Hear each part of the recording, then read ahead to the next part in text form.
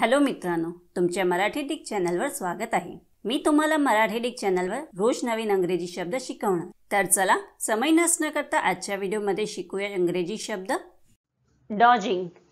डॉजिंगचा मराठीत अर्थ टाळण्यासाठी झटकन बाजूला होणे, हुलकावणी देणे, हुकवणे, जुकांडी देणे, तोंड न देणे, च्यापासून पळून जाणे, चकवणे, गुंगारा देणे, अळमटळम किंवा टंगळमंगळ करणे, टाळाटाळ करणे किंवा झटकून टाकणे होत आहे।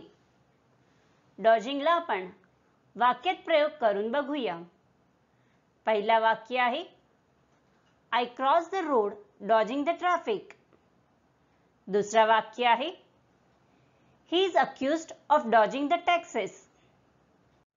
तीसरा वाक्य आहे, He faces charges of dodging taxi fares। चौथा वाक्य आहे, The minister was dodging the questions। Friends, व्हिडिओला लाईक, शेअर आणि कमेंट करायला विसरू नका आणि चॅनलला सबस्क्राइब करा। Thank you.